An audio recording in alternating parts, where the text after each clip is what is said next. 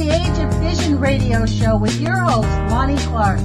We stand together and accept that we now live in a world transformed by Fukushima. Monday, Wednesday, and Friday from 8 a.m. to 9 a.m. Pacific Standard Time here on UCY.TV radio. We relentlessly engage every ear that listens. We expose and confront the complete lack of accountability for the nuclear industry. Consider social engineering programs who view our bodies, minds, and souls as assets on a balance sheet. We discuss vital current issues, interview activists, and engage our audience in an effort to allow all voices to be heard. The Age of Fission radio show creates a venue that all will choose. We encourage our listeners to reclaim their power and their courage to take action and save our planet from the ravages of greed and indifference. Our actions matter. Every voice matters. We remind our listeners that happiness is resistance.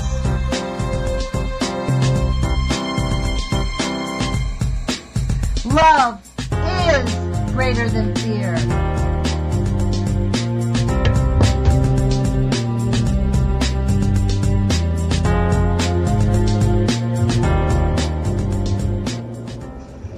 Good morning, UCY.TV radio listeners. This is Lonnie Clark with the Age of Fission radio show.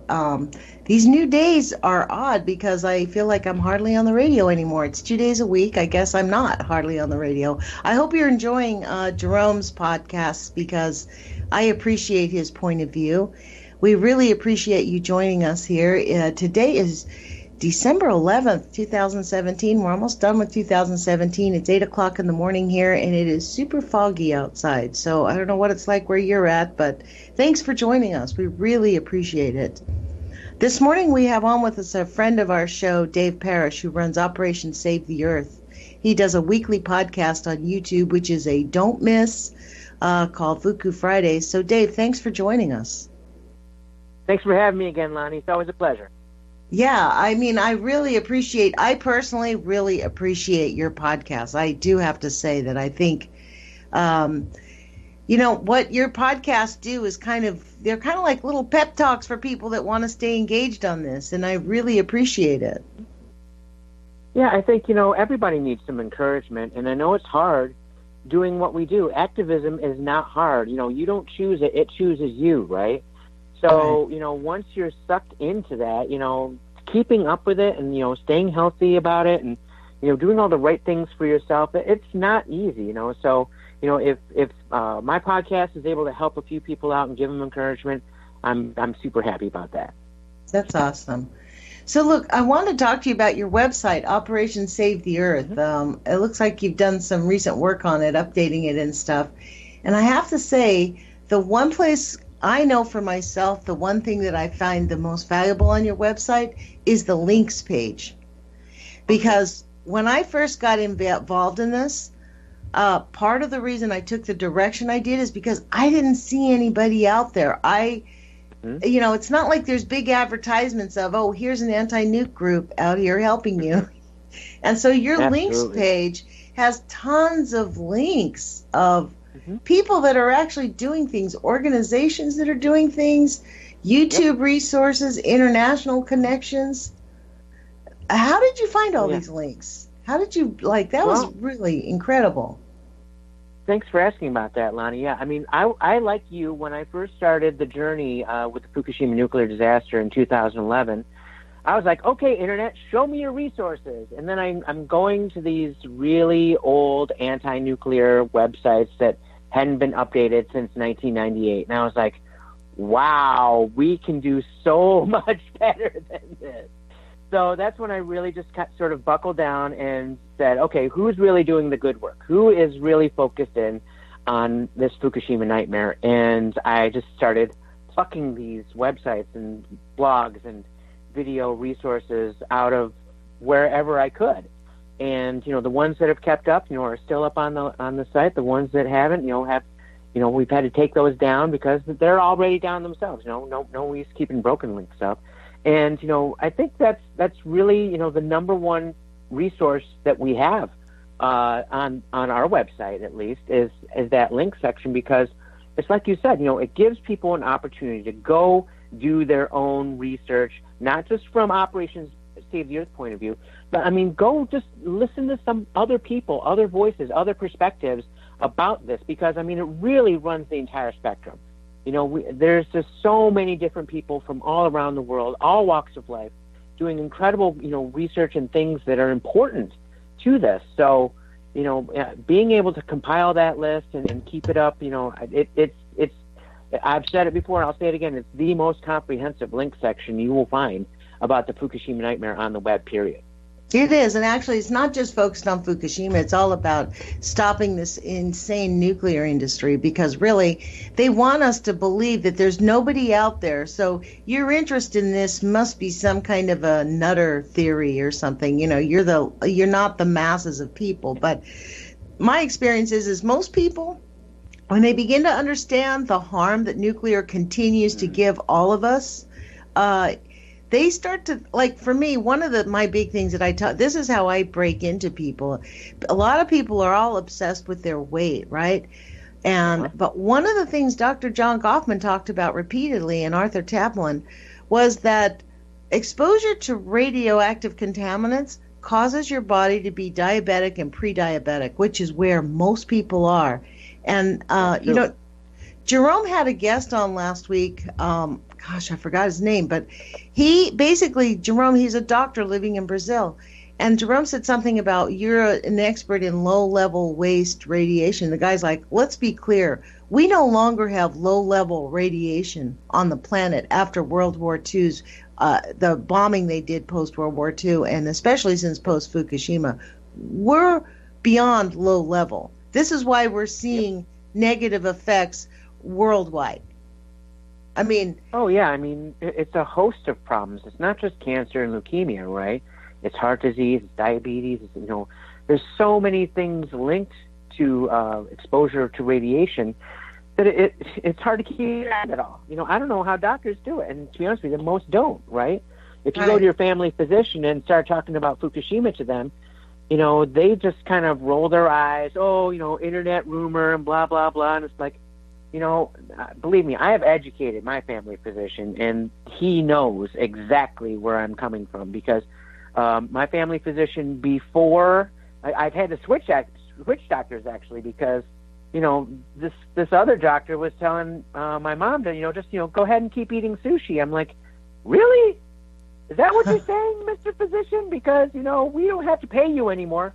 We can get somebody who knows what they're talking about, and that's exactly what we did. We switched the family doctor over to somebody who would listen to reason and understand, this is a real and serious threat to every one of us. So, I do have to say, though, that I don't think it's entirely a lost cause, because I did hear somebody who went to their family doctor. He's an activist here I guess now he's moved to Southern Oregon, Tim Martin. And he works with Kevin Blanch all the time and gives him information about the salmon, right? And he's kind of one of those silent activists. He doesn't really want to be well known, but he really does pay attention. He went to his doctor, because we've all been suffering here on the West Coast with this this constant cough, right? And I had to take some pretty aggressive action. Like, I started taking, to be honest, what worked for me was 2 teaspoons of turmeric, a dash of pepper, a tablespoon of coconut oil, and heat that up. I was putting it in my smoothie or drinking it as a drink, and it knocked out the cold. So no doubt. Yep. Well, I added a little bit of honey because the turmeric is a little tough, and some lemon. But he went to his doctor, and his doctor did not deny Fukushima. His doctor said, yeah, basically we're really challenged. He didn't say no. He didn't yell at him. My niece went to the doctor and mentioned Fukushima, and the doctor yelled at her and told her, don't ever talk to me about it again. Now, Tim's doctor down in Medford basically kind of gave him the sideways eye and said, yeah, we're under a lot of challenges. He didn't directly say yes, But they're beginning to crack. The doctors are beginning to crack because the evidence is overwhelming. Yeah, and it's not just the evidence, it's the thyroid cancer cases that keep popping up left and right. I mean, when thyroid cancer it becomes as ubiquitous as the flu, it's like, what the heck is going on here? And we all know thyroid cancer comes from two places. It comes from hereditary, and it comes from exposure to nuclear whatever. Right. And, suddenly everybody's, grandma had thyroid cancer, so now, all the grandkids have thyroid cancer? No. Come on, let's do the math here. And you can see this in Japan, right? If you look at the thyroid cancer cases for kids in Fukushima Prefecture and areas that were hit by the plume of radiation during the initial disaster in 2011, the math shows that we're seeing at least 20% over what the national average is in those areas, and it's like, wow, it's very significant. And then, like you said, the unreported stuff, the stuff that nobody talks about. It's like, wow, stillbirths, miscarriages, kids birth defects.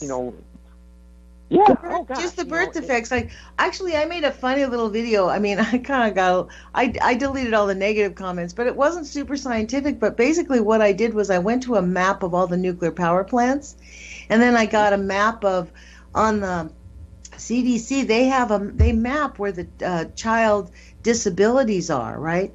And you overlay the map, and I'm telling you, you could see they were all in the areas where the nuclear power facility, they bled out like an ink pen, you know what I mean? Like it went. Oh, yeah. But you could track, it's not a total scientific thing, but it's a good hint. It would be a really good suggestion. And in fact, Dr. Busby really did do a scientific study that shows that children living near nuclear power facilities have a much greater risk of contracting cancer and other disabilities, and it's a scientifically proven. He sent me the study, and frankly, that's one of my new missions this week since I'm out of school, is I'm going to start reading that on my YouTube channel. It's a scientific study, a bit dry, but you know what? It's not the first time I've read something dry on my YouTube, because we need to get the information out there. Yeah, I totally agree with you about that. The health concerns, that's number one, right? So we all have to really be diligent about that. And I know, like you said, some doctors, they are adamant about standing against any kind of talk like that. It's like, don't go to those doctors, people. Don't listen to them, because they are not going to be there to help you long term. Not only are they not going to be there to help you long term, they probably won't give you the adequate information about.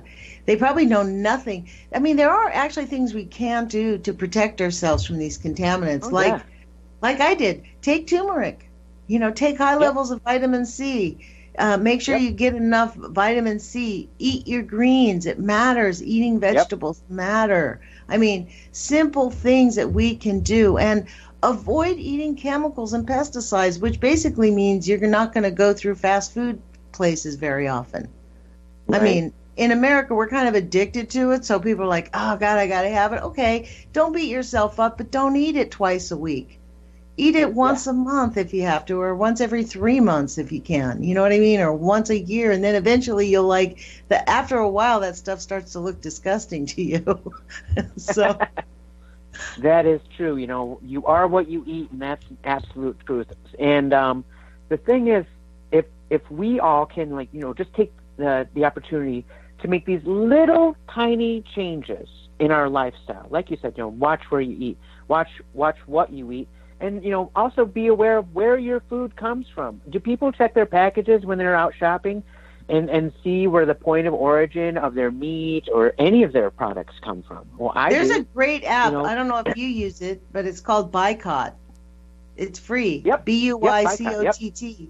And you just scan it, and it tells you where it came from and who's the vendor, and it really is very helpful. It only takes a second to run it when you're at the store, so everyone should download that app and put it on their phone. I've had it for years, so. Mm-hmm. Well, Dave, why don't you talk to people about your basic idea? Because I really love your idea, because you're not telling people to spend all day long or even 3 hours a day or an hour a day. Why don't you tell them about what your basic philosophy is? Well, let's see. When I first started this back in 2011, I made some videos and I showed them to my family, and my dad gave me some feedback, and he said, it's really good information, but it's kind of long. If you can keep it short, you're going to have more of an impact. And he was an educator, so he knew what he was talking about. So I said, okay. So then I just chopped things down to 8-minute bites. And I said, you know what, if you have 8 minutes in your schedule, and I think we all have 8 minutes in our schedule every single day.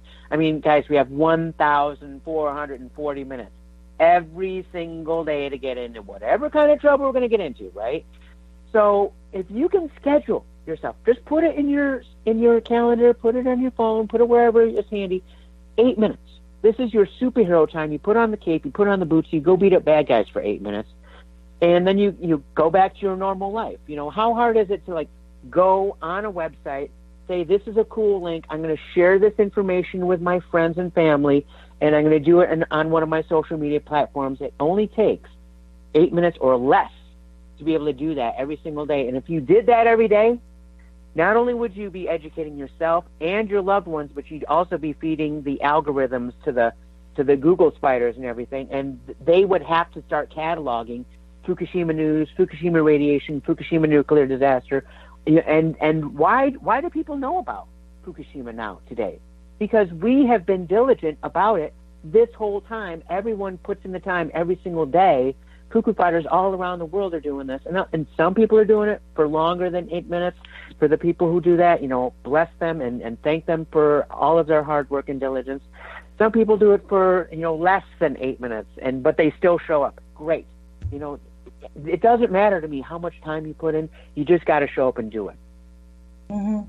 So what you're saying is that every time you share a story, it forces the algorithms to pick it up, and then the more the people share, the greater the algorithms are, so the more likely people will be able to hear about the news. Exactly. Now, see, here's the thing. Google and YouTube, as you probably know, Lonnie, they have been sort of downplaying things with Fukushima nuclear disaster over the years, even maybe tweaking their algorithms to, mark it as quote-unquote controversial information, right? How many times has E&E News been taken down? How many times have, we've been slapped with videos have been taken down by YouTube saying, oh, well, this is, flagged or blah, blah, blah, right? Guys, please understand that there are more resources out there than just Google. There's Bing, there's Yahoo, there's all these other search engines that are not just, here in the States, around the world also, right?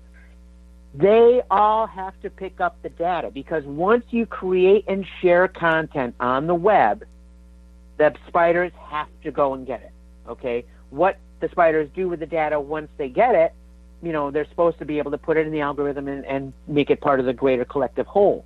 And once that's established, then, it becomes part of the consciousness of the web itself. And I see it all the time now, right? If you talk to people on the street, just stop at somebody on the street today and ask them, hey, do you know about Fukushima? They might give you a quizzical look, but then you inform them a little bit, oh, it's that thing in Japan. Yeah, I heard about that. 4 years ago, 5 years ago, they would have just given you a completely blank stare. They would have been like, what? What are you talking about? I never heard of that, right? People know about Fukushima now because of the work that we do every day. And like I said, you feed those algorithm spiders the information, the content that they that's what they're there for. That's what they go and pick up every day. They can't help but take it in. And, they cannot ignore it.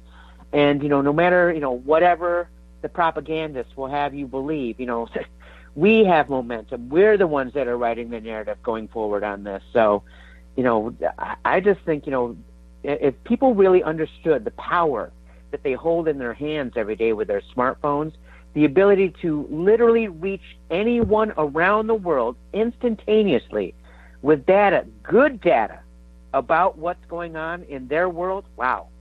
I think if people really understood that kind of power, they would use it a lot more and to great benefit. And I'm seeing that more and more, too. Activism across the board over the last 5 years, over the last year. In 2017, one of the greatest activist years I've ever seen here in the United States. There are people in the streets now that, we haven't seen it like this since the 60s. That's because So, people are scared to death of Trader Trump. That's why. He's made it out in the open. His fascism, he doesn't even try to pretend. Like this weekend, I saw this post. I was quite outraged when Eric Prince basically told Congress to go F themselves, right to their faces in a hearing, said, look, this is a waste of my time. Can I get out of here?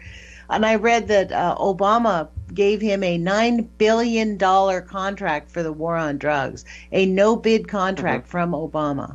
Sure. So people are freaked out because Trader Trump is just open about it. But that's what we need. I'm glad he is, because you know what? It is going to take us to get active.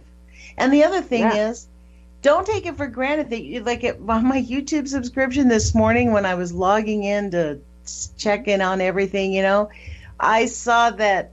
I was like, wow, I haven't heard from Thomas Ackerman on the YouTubes in quite a while. And I went to his specific site because I subscribed to him. YouTube has not been telling me that Thomas Ackerman's put up 4 videos that I saw that I have not watched in the last 2 weeks because I'm on it. This is what I mean. And so you kind of have to get hip to what they're doing. There's ways around it. That's the thing. If you think, if you use your brain and use your logic, there's ways around it. We don't have to just be spoon-fed the lies. Exactly. And see, here's the thing. All of these, internet naysayers, blah, blah, blah. Look, here's the thing. This is not going away. All right? This is not going to change. If anything, we have a long ways to go and a lot of work to do. So, any type of ways of suppressing the information, whether it be through propaganda and PR, to, basically switching things up, algorithmically or, within the settings so that you cannot get the information or it's not popping up for you first. There are workarounds, and that's what's great about the internet. I've been on the web for over 20 years now, and it always adapts, it always evolves, and you just have, as the consumer, you just have to be able to look at what your needs are and how your adaptations can fit into what the internet is giving you.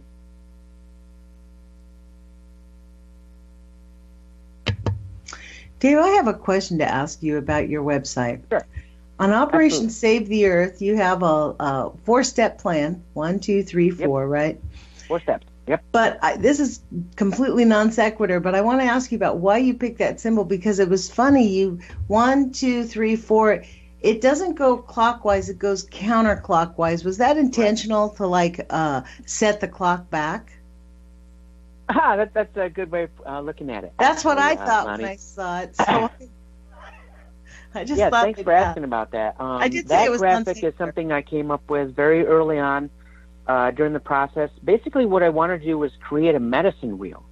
I don't know if you're familiar with Native American culture at all, but medicine wheel is something that we have used for generations now. It's something, it's sort of a guideline for how to basically live in life. Whatever the situation is, the medicine wheel, can guide you. So I wanted to create a medicine wheel to guide us to be able to, overcome this problem. And, it being, counterclockwise the way it is, I just really kind of structured it in a medicine wheel kind of way. And that's how it really kind of works for those types of things. It's not clockwise in the medicine wheel. It's more counterclockwise. And actually, if I really did it the right way, it would be slanted so that the 1 would be at the top and the 3 would be at the bottom. That's how a true medicine wheel is supposed to go.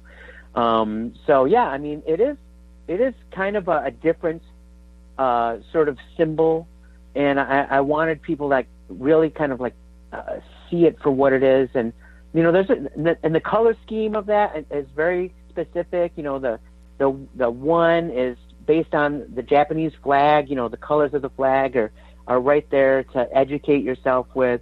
The number 2, those are the United States colors. It's blue and white, right?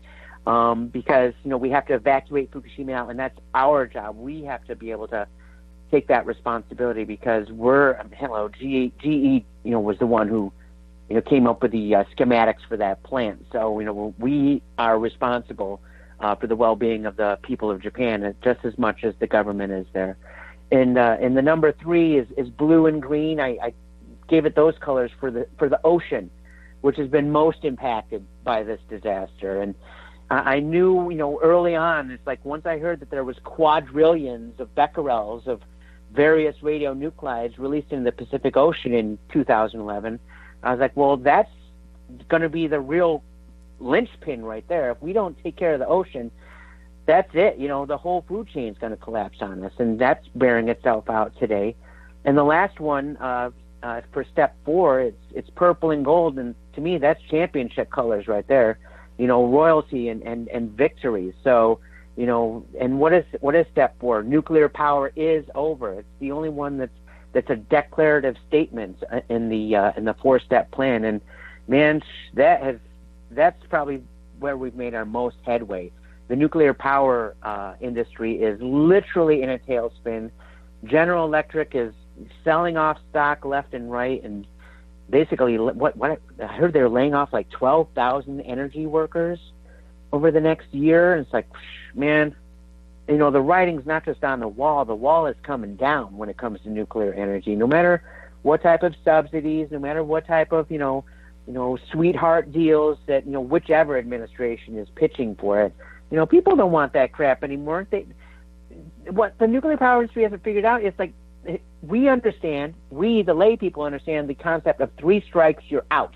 Although I do so have after to Chernobyl, say, after 3 Mile Island, after Fukushima, you're done. We do not need you. We do have to continue, though, Dave, because I just read an article this morning that Argentina's booting up like some nuclear. They're going all in on nuclears. It's like $300 billion contract was signed in Argentina. They're focusing on South America because South America has very few nuclear facilities, and they really resisted uranium mining until 2012. And that's another story that I really believe those microencephaly babies were all caused by the uranium mining. So we have to be diligent because, okay, we're chasing them out of the West and we're chasing them out of the Northern Hemisphere, but they are looking at the whole planet going, great. You know what I mean? So we have to be diligent to really educate the people in the Southern Hemisphere also. This is why the activists down in Australia are so awesome. Because there's huge groups in Australia that are not huge, but a core of people who are just relentless and refuse. They show up every time they try to do something. And that's what it takes, is showing up. Yeah, and you're right about that, Lonnie. And being relentless, that is the real key to our success. The bad guys, they're too busy playing golf, not us. No, we show up and we do the work every day. I mean, look at the Metropolitan Coalition Against Nukes. Every Friday night, what do? They show up in Tokyo after work. They go to Prime Minister Abe's residence right across the street, and they jump up and down and they bang on stuff and they play musical instruments and they get on the microphone and they are loud. Every single week they show up, and what's their name? It's making a difference. What's their name? Yeah, it's the Metropolitan Coalition Against Nukes. They have a Facebook page. Go and check it out. And they actually I think they have a website and mailing letters too. So get involved with what they're doing, because to me they're my heroes. When I see the pictures of them protesting every single Friday, it's my great pleasure to be able to share those pictures on my Facebook page every single week and say, look, Japan, the country that wouldn't protest against anything for anything, guess what? They are doing it every week for you, for everybody else out there, because it's that important.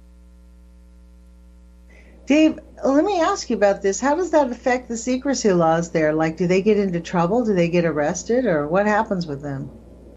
Yeah, that's a good question. They did have a site there that I think they had to take down. It was just sort of a little informational booth that they had set up, kind of like the one that's across the street from the White House that those guys run. But that's the only real thing, the state secrets law that they passed a few years ago. What we've seen is suppression on the internet side of things, fewer and fewer resources either blogs or, just news sources in general when it comes to Fukushima and radiation. That's been suppressive. But when it comes to the voices of the people, no. The people are speaking out about the concerns they have about radiation because it directly affects them. It directly affects their food supply. It directly affects their kids. And especially once it starts affecting your kids, oh, buddy, you better watch out because Mama and Papa Bear will show up and they will make their voices heard. Here I am, man. That's how I feel. Exactly. This is exactly the reason I can't get over it, because I look at my beautiful grandchildren and think about their future life. And if I don't do everything I can, regardless of how effective it is, like the fact that I'm doing it makes it effective. That's what I've decided. Like every little drop fills the cup. And that's what matters. That's what Operation Save the Earth is about. Every drop fills the cup, and every one of us are a drop in the cup. Right. And see, here's the thing, by doing that, Lonnie, what are you doing? You're leading by example, so your kids, your grandkids are going to do what? Oh, well, Grandma Lonnie is an activist, so I'm going to be that too. Yes, of course, you're naturally, going to be more inclined to do that, And so, you know what? I've been saying. Even though my daughters really don't want to talk about this, it's like the F word, please don't discuss it. My daughter did confess to me, the one with the children, she's got 4 children now. She basically told me, Mom, I have been listening to what you're saying, and she's done her own background work on this without telling me about it. And they have modified some of, they're vegans, so which is good, and they're, they eat organic. We live here in Oregon. But she has modified some of her things, and she does understand now the severity of letting the children go to play out in snow and to play in the rain. And she has coached the children. She's like, look, she's saying it, and she's telling them in words that she thinks it doesn't make them afraid, because we don't want our children to live in fear, but they need to be advised. And so this is partly what we really must do, is figure out ways to gently move people into this. And speaking of that, Dave, I haven't asked you about this off the air, but it just occurred to me, today is 12/11. We have 3 months to plan the 3/11 protest on 3/11/2018. That will be 7 long years of TEPCO bumbling and being in charge and acting like they're doing something. What do you think is the best kinds of things that we can do to protest, like street protests? I don't know. I mean, what would be an effective way? What's your suggestion? Well, all of the above is working on so many levels. Look at the net neutrality thing. People are in the streets. People are writing their congressmen. People are making web posts. People are doing all this stuff, right? And it's getting traction. Mainstream media is starting to pay attention because celebrities are showing up and saying, "Hey, this is no good," right? So, really, an all of the above approach is what I would recommend. Now, could we have another million-person march like we did in the 80s in New York to illustrate the importance of denuclearization? We sure can. And can we get some media outlets to report about it? Maybe, we'll see. That's the thing.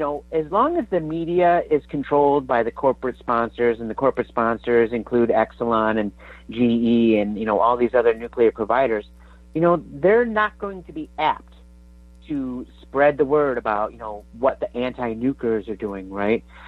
So, what we really need to do is just, diversify and, come up with innovative ways to get the information out. If that means, printing T-shirts and, walking around the street and saying, this is what's going on. It's the 7-year anniversary, and ask me about my T-shirt. That's one way to do it too, right? There's all sorts of ways, and that's been my message the whole time, Lonnie, with Operation Save the Earth. Everybody brings their own talent to the fight. Everybody has their own set of skills. Nobody is bereft of skills. Nobody has no skills in life, all right? Whatever you can do best, do it for this. Do it for which cause, is important to you. And guess what? amazing things will happen. I have seen it time and time and time again. So, do it. Whatever you're going to do it. Mm-hmm. I think I'm definitely going to be doing something. I think it's actually, to me, 7 years is a big, long mark that, we have been led to believe that what's going on in Fukushima, that they're handling it, that they're the fact that they call it decommissioning to me is offensive, because they're not decommissioning those plants. No. They're cleaning up a catastrophe that's ongoing. I mean, it's still not resolved. They have no idea what they put boxes around the plants, but essentially that's about it. They're starting to clean. They've now invented a robot that can go in and take a look at and see where the debris is or not there. Yeah. But right. The news is actually kind of grave, because they really do want to dump all that radioactive waste right into the water there. They're really intent on just ignoring it all, moving along and saying, hey, get used to it. Yeah, the issue with the water at the plant has been literally an ongoing one from the jump. By pumping up this radioactive wastewater from the plant and then storing it, and then it goes through a process to remove radionuclides, and they remove everything except for tritium, because tritium cannot, once it becomes fused with water, it can't be divorced from it. It becomes H3O, heavy water, right? So that's what they're really talking about. Dumping these hundreds of thousands of tons of radioactive wastewater into the ocean. It's tritiated water.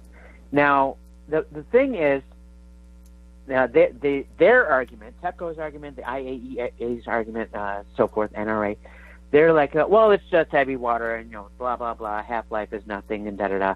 Even though it bioaccumulates in the body, it's like any other radionuclide. But the fishermen on the northeast coast there that haven't been able to get any fishing done since this thing started, all they're doing is catching test fish to see how radioactive they are. They are like, no, you can't do this. On top of all this, you want to throw this other stuff in here. So that's really why there's been this holdup about dumping the water. Are they going to have to dump the water eventually? I think they are, actually. I've been saying this for a long time. I think they are actually just going to have to dump the water, because if you go to Google Earth and you go and look at the plant itself, it's mostly water tanks there at the plant now, right? Well, the problem with those tanks is that they weren't meant to last. They were meant to last 3 to 5 years. So now they're like plugging holes in tanks that are leaking. I have had this sneaking suspicion. There's no confirmation, but every time they get hit with a hurricane, I'll bet you 2 to 1 they just open up those tanks. Oh yeah. Every time a typhoon blows through, you better believe it. And if you think that TEPCO hasn't been dumping water this whole time into the Pacific Ocean, boy, you're wrong about that. Is there still escapement of water up to the estimated tune of 100 tons a day? You better believe it. And go check the IAEA numbers. They're the ones who monitor radiation levels off the Pacific coast every month, and you'll see it. It's right there. So, let's stop sugarcoating what it is. Stop using fancy words like decommissioning everything. Let's get to work. Let's actually do something here. Instead of listening to Dale Klein, whine about, how come we can't reopen nuclear plants in Japan? Shut up, fool. Here's what we need to do. We need to get an international consortium on site and fix, get some solutions here. That's what step 3 is. Control and contain the situation, because they are doing neither. It's all busy work. You spend $300 million in an ice wall that doesn't work. 3 guys die putting it up. Is it worth it? Not really. I don't think so. So, and now, Russia. Russia's the only international entity that has said, we are going to step up and we're going to help. Okay? The United States has sort of taken this hands-off approach to Fukushima Daiichi. It's like, TEPCO says they got it, so blah, blah, blah. And we just send little advisor people over, who say, we'll do this and do that, and then that's it. Russia is finally stepping up and said, okay, we're going to see what we can do to help. And one of their spokesmen, Andrei Ivanov, said last week that different options of cooperation are being discussed, including respect of taking the defective fuel Fukushima because there's still spent fuel in all of the fuel ponds there. It's in 1 through 6. So, I mean, that's just the beginning, right? And here's the thing: even the Russians are like, where do you start? Really? I mean, it's such a mess. Right. Like, and especially after so long of just sheer neglect. Like, oh yeah. They've really been shuffling cards. They've really not done anything. I mean, and the reality is they don't have the technology. They admitted it almost pretty shortly afterwards. Like, it's going to take us 40 years to figure this out, at least. I mean, yeah. You know, it's their immediate response: let's send in fire trucks. Okay, that's not going to really help that much, but okay. You know, I mean, there was this sort of, you know, consensus. You know, first of all, you know, the culture, the whole nuclear culture is that safety culture. Oh, it can never happen. You know, it's like 0.0001% chance that, you know, anything bad can happen. And then it happens. Not just once, not just twice, not just 3 times, but, you know, if you look at the entire history of the nuclear era, there's spills, there's wrecks, there's damage all along the past 75 look, right? Even just looking up at tritium, you know, Wikipedia, who's not that reliable of a source, has said here that 48 of 65 nuclear sites in the U.S. are leaking tritium right now. Oh, yeah. And they consider it not that bad because, you know, this is the weird part. They say it only harms you if you ingest it. Well, where does it go? It goes into our water. Water supply, and then you're drinking it, and like I said, it accumulates inside your body. Exactly, right? What they're counting on is that people are going to get so overwhelmed and go, wow, I guess there's nothing we can do. And then they just lay back and let them take it. Yeah, and they're the ones that are just going to allow this world to become even more radioactive than it already is.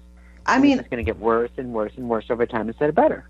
It's our generation. It's imperative that our generation step up to the plate and save the planet. That's about how basic it gets, really. Yeah, you know, actually, it goes beyond that, Lonnie. Our generation has got to educate the next generation to do the heavy lifting on this because, I mean, how many reactors are here in the United States? 99 reactors are currently active here in the United States. Yeah. Well, guess what? 40% of Americans live within a 50-mile radius of a nuclear reactor.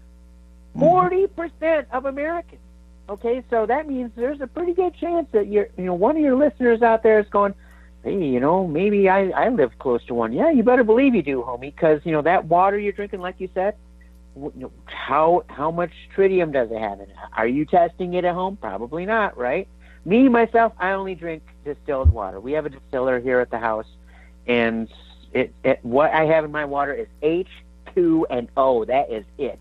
I don't have anything else in my water, so it's super, super important that people understand. So distilled water where takes your out water tritium? comes from. Yeah, it takes out all of everything. It's just H2O. That's it. You know, that or reverse osmosis water. If you're not, you know, you have to at least have carbon filtration, right? Because that takes out a lot of bad stuff, right? Everyone has to have at least carbon filtration in their homes. And even in your shower, can't have that, get a shower filter right, off. Yeah, for sure, absolutely.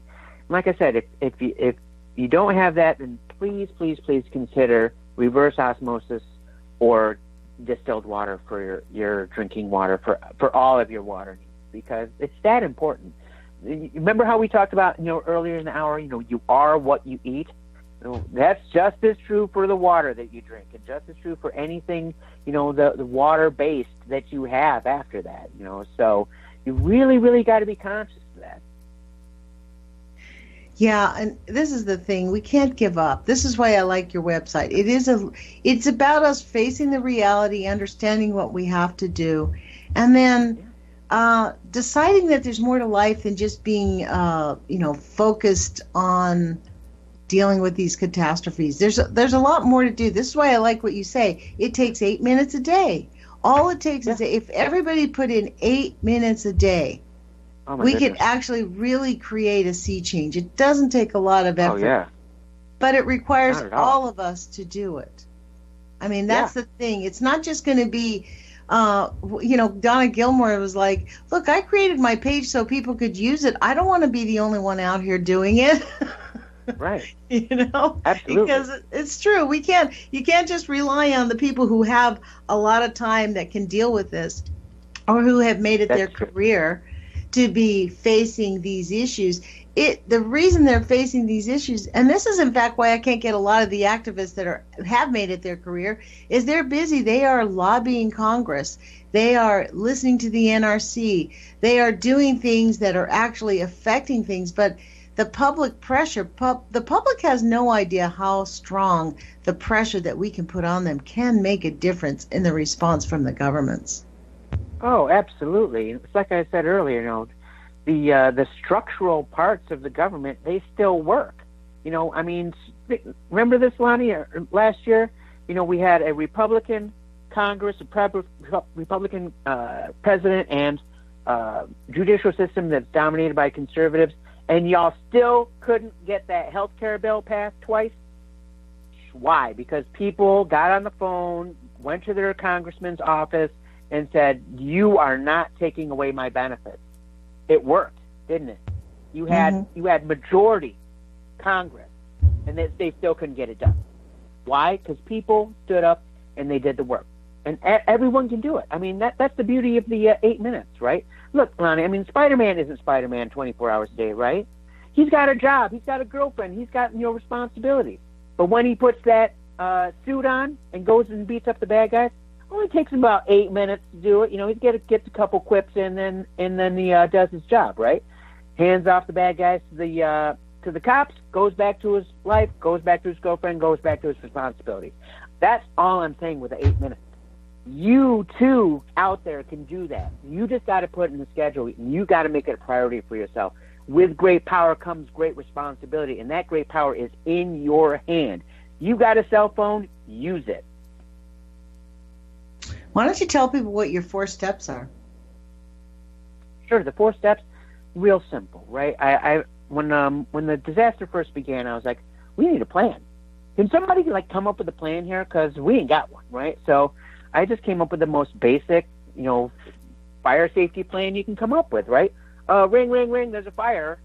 What do? You got to know where the fire is, right? Step 1, educate and safeguard. You got to know more, do more, be more about what's going on at Fukushima because it's happening to you today. Step 2, hey, it's evacuate Fukushima now. We got to get the moms and kids out, right? If the house is burning, you got to get the moms and kids and all the kiddies out. Same deal, right? We still have, close to 2 million people living in Fukushima Prefecture. And it's like, what? No. People in Fukushima City, people in Koriyama City, why? Don't leave. Y'all need to leave, So that's what that is. Step 2. Step 3, control and contain the situation. You got to put the fire out, right? When radionuclide is still leaking, from reactors 1, 2, 3, and 4, 2 days, 2,460 some days later, guess what? That's still a problem, and it still exists, and we still got to take care of it. Step 4, nuclear power is over. It's definitely over. I don't care what kind of Tony Stark, miracles y'all are hoping for with molten salt and all these little small modular reactors that y'all have been talking about for the past 20 years. But, nobody's investing in that. Nobody wants to make hundreds of millions of dollars when you were making billions of dollars. So why are you even bothering? This deal with Argentina that you were talking about earlier, Lonnie. Look, just because loans are guaranteed don't mean that the plants are going to get built. Ask the people in South Carolina. Ask the people in Georgia who are still trying to build that stupid plant, right? True. And it's like I've been saying, just because they're handing out the money don't mean the plant's going to get built, because it takes 10 years and billions of dollars, probably more than what you actually budgeted for. That's usually the case. And then it takes billions of dollars to run the plant for 30, 40 years, and then untold billions of dollars to take care of the waste afterwards. Man, you ain't got billions enough to handle the nuclear problem. Not when you can go spend, a fraction of that on a solar panel, on a wind system, on geothermal, on all these other renewable ways of making energy that, you can turn to every single day and won't pollute the environment. You don't have to make a phone call to the governor if your solar panels go down. Hey, no. If your nuclear plant goes down, you do got to make that phone call. Mm-hmm. And that's it. That's the 4 steps. pretty That's simple, it. right? That's it. It really is a simple 4-step program. And this is the thing, it's something that every person can actually engage in. And really, Absolutely. the big thing is the educate yourself and educate your family. Yeah. You know, safeguard yourself. Take those daily actions to safeguard. And don't get flipped out. Like, the assault is ongoing. You did a quick video post about 2 weeks ago, 3 weeks ago, where you said, look, dudes, this is a long-term plan. This isn't like even a marathon. This is longer than a marathon. When you said that, that hit me like a ton of bricks, because that's the reality. Yep. This is longer than a long-term plan. Right, and that's what I'm saying. You know, that's why we have to get the next generation ready for this. You know, because once they're parents and they got kids, you know, what's their number one job? Taking care of their kids, right? And those kids are your grandkids, right? And how important are your grandkids to you? I don't know a grandparent that, you know, doesn't dote on their grandkids, you know, doesn't think they're the light of their life, you know? So if you But Dave, care I about have a question to ask you about this. Get on it. How do we counter, because I have a Kevin Finnegan, he's a FukuFighter, young pup, we call him Baby Wolf, right? He's so angry, like super angry. How do we deal with that? Because that anger isn't, me and him have had this conversation. Yeah. It is quite, I think, it takes away from our ability to really move this project forward if we stay in anger. We are angry about having been lied to, but how do we activate beyond the anger? You have a suggestion? That is a great question, Lonnie. And, you know, I think everyone has to deal with this, you know, not just, you know, anti-nukers, but anyone who's an activist and sees, you know, injustice taking place, you know. Let the anger be the thing that spurs you into action. Don't let it be the thing that motivates you beyond that, because after that, you can use the energy from the anger to guide you, but you should not use anger itself to guide you, because if you do that, then believe me, the back loop that's going to come on you will be harsh. You know, it's a personal thing that you're not going to want to face down the road. And like I said, you know, I've seen people where the anger, you know, it just consumes them. You know, it gets to be too much, and then they just like have a mental crack, and then you're not helping anyone or anybody, certainly not yourself, right? So, you know, dealing with anger, dealing with the emotions attached to this, the frustrations, everything that it comes with, it can be challenging, but you can't let it be your motivating force. You absolutely cannot, because, you know, if we spend our time being angry at TEPCO executives, being angry at the Obama administration, being angry at everyone in the nuclear industry who's helped, you know, perpetuate this, you know, what are you going to get done? What are you actually doing other than being angry, right? Like I said, use that energy as a force for the good that you can create, right? It's all about this, like I said before, the skills and the talents that you bring to the fight. It's not about the anger that you bring, you know? So, you know, it's funny you should bring this up. You know, one of my favorite superheroes in life is the Incredible Hulk, right? I loved the Hulk when I was growing up. You know, I totally related to him, you know, because when I get angry, I get really angry. It's only for a minute, but it's super, super angry, and people, like, they have to jump back and move out of my way. I'm with you on that. That's how I go. Right? Yeah, I say, like, I'm like a stick of dynamite with a long fuse. Oh, you know? Yeah, exactly. But once it blows, and you better be not in the area. So, you know, knowing that, it's like, okay, if I Hulk out and just, you know, grr, you know, rah, all the time, what am I doing? You know, how's that benefiting anyone? Right. You know, do you see teachers, you know, getting angry about stuff, you know, during when they're teaching? No. You might see them get emotional sometimes about some things, but angry? Usually not. That you can't teach really with anger, right? You can only vent. You can only, you know, express with anger, and that's not what we need now. That is not what we need now. That's not what the next generation needs. You know, they need information, and knowledge is power. So, anger is not power. It's an emotion. Knowledge is power. So, as long as we key on that and, use the anger to, be our motivator, then we should be able to, continue our winning streak, because that's what we got going on right now. Now, and as far as mitigating the emotions, that's a whole different story. I use meditation. I have a spiritual guide that, helps me every week to, kind of help me, get centered and focused. And, use your resources. Use your squad around you. Use your clergy folk. Use your, whoever is around you with that positive energy. And that's really the real key right there, Lonnie. Surround yourself with positive people always. You do that, and believe me, the rest is easy. My squad here in Phoenix and, all the FukuFighters, they're positive energy people. And you know what? They get stuff done. The negative energy people, they're too busy whining and moaning and complaining to get stuff done, right? And we ain't got time for that. So focus on that positive. And, like I said, use that anger as a motivator. How often do you call your legislators? Do you think that's valuable? Absolutely. I think, you should call your legislator's office whenever you feel the need to. That's what they're there for. They are public servants. They are there to take care of your needs as a constituency, right?